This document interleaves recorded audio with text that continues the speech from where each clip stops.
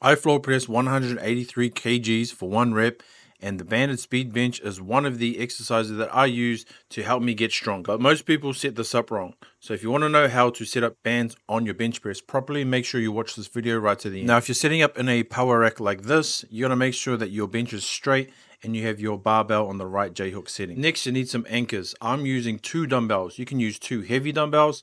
I just prefer to use a heavier dumbbell and then a lighter dumbbell, just because it's pretty hard work just carrying around 4 different dumbbells, because you need 2 on this side and you need 2 on the other side as well. I line the dumbbells up so that it lines up perfectly with just the inside of the barbell there, just where you put the plates. So when I put the plates on, the band is going to be on the inside of the plates. Now let's talk about threading the band through. You have 2 dumbbells here, but just before you do this, just to make sure that you're setting up the dumbbells in the correct spot, or a pin or anything else you're using to anchor down the band. You need to make sure that you've got it set up in line with your chest where you press from. Make sure you're doing that bit correctly. That's one bit that a lot of people get wrong.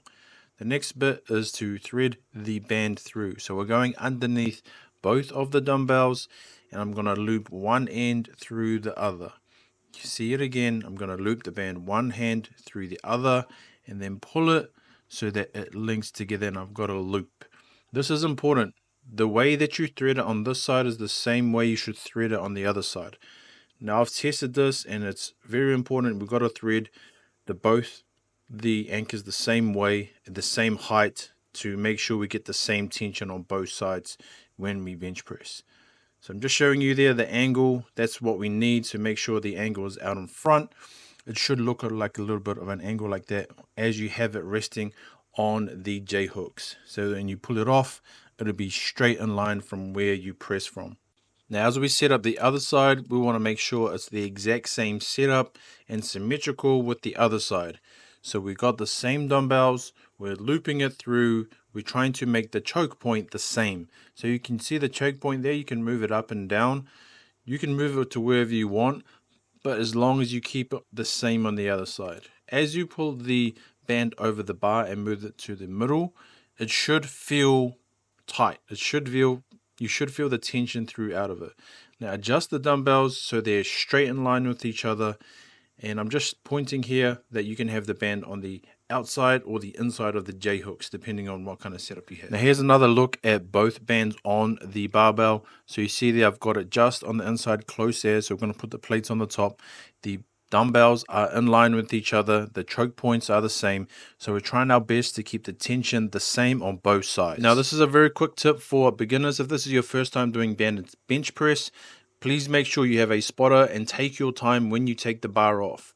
A lot of people, the first time they ever do this, they pull the bar off and then the bar gets slammed down into them because they're not used to having the tension or the shoulder mobility to hold the bar. And just what I'm showing you here, I'm showing you the tension at the bottom of the rep. So when the bar is on my chest, you can see there's tension, full tension in the band. This is why the choke point and the anchor points are important. They should be enough so that we have tension through the whole range of motion. We don't want to be doing bench press with no tension at the bottom and then a little bit of tension at the top. We want tight tension through the whole range of motion. And just there, I was showing you just a bit of warm-ups with some close grip, medium grip, and then wide grip, making sure that I understand and my body understands how much shoulder stability that I need for this bench press and how the move feels from the bottom of the rep to the top of the rep. So my final tips on the banded speed bench: make sure you have the same bands on both sides. If you only have one band, you can loop it underneath the bench, but you're going to have to loop it underneath your armpits, and it's going to be a little bit uncomfortable. When you're doing your setup, make sure to use the same setup you would do if you weren't using any bands.